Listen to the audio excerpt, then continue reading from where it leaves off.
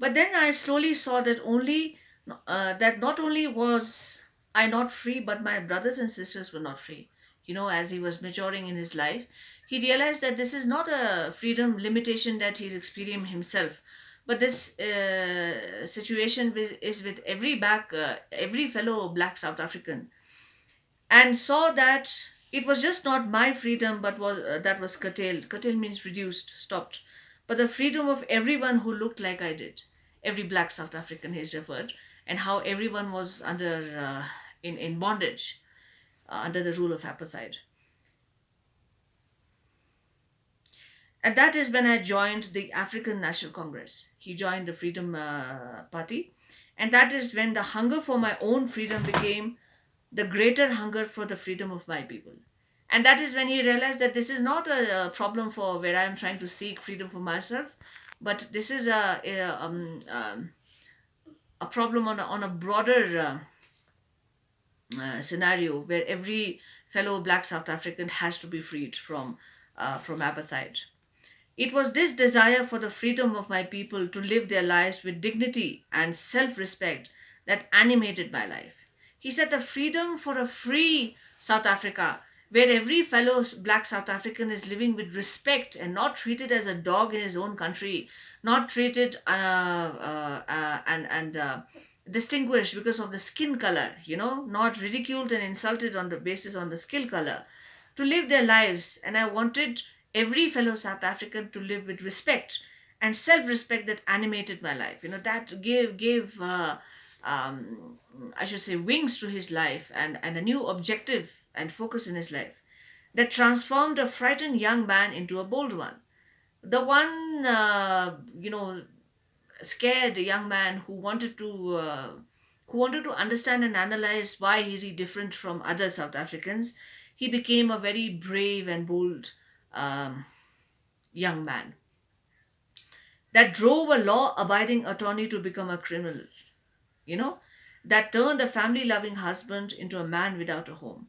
And he was someone who always used to respect laws, and he ended up becoming a criminal in the eyes of the fellow white South Africans, criminal under the laws of apartheid. Criminal here doesn't mean that he killed someone. Criminal here means a political prisoner. He was a political outlaw because he stood against apartheid. He was not following the rules.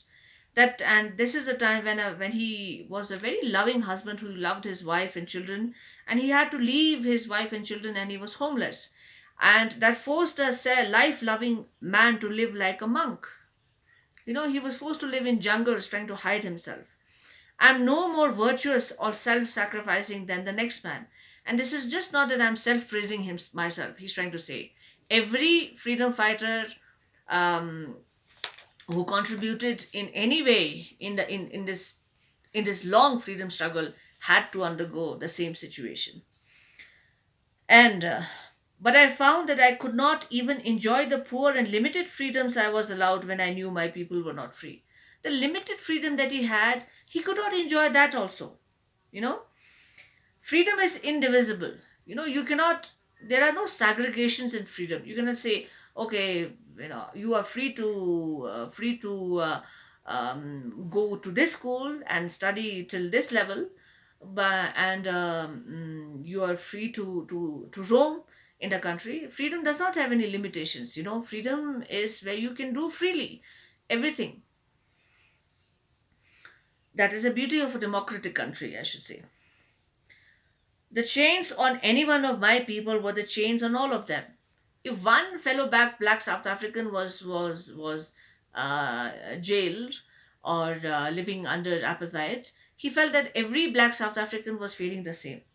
The chains on all of my people were the chains on me. I knew that the oppressor must be liberated just as surely as the oppressed. Oppressor means the one who is ruling, dominating. He has to be freed. Liberated means he also has to be freed from such kind of domination, as much as the person who's dominated as fellow black South Africans wanted freedom. So both of them need to be freed from each other, white South Africans and black South Africans. A man who A man who takes away another man's freedom is a prisoner of hatred. He was talking about two strong emotions in human beings. He said, hatred comes only out of love. When you have a strong feeling, a negative feeling, only then you are in a better position to understand the positive feeling of loving each other. He's locked behind the bars of prejudice and narrow mindedness. A strong dislike. There is no particular reason to hate black South Africans. Why will you hate just because someone does not look like you? But the general concept and understanding of white South Africans, but they ended up hating because maybe they did not look as beautiful as white South Africans. But that is not a basis to hate someone.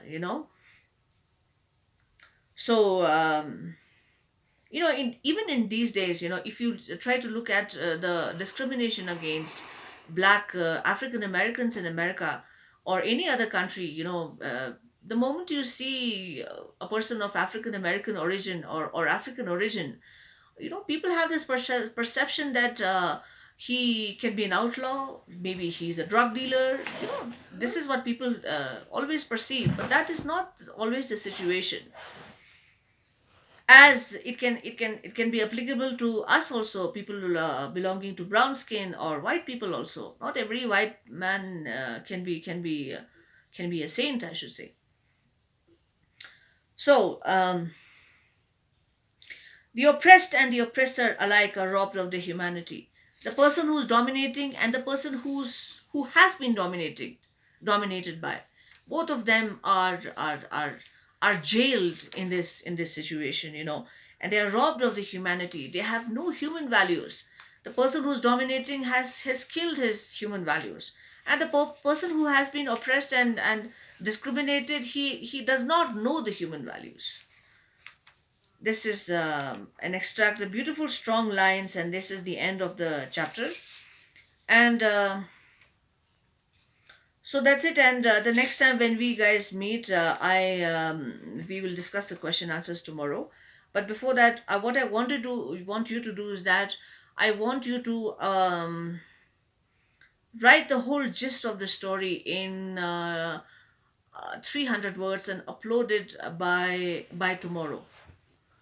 200 words, let's say 200 words. Just give me a gist of whatever you understood. Write it down and upload it by evening tomorrow, which is 29th of May. And then tomorrow we'll discuss the question answers.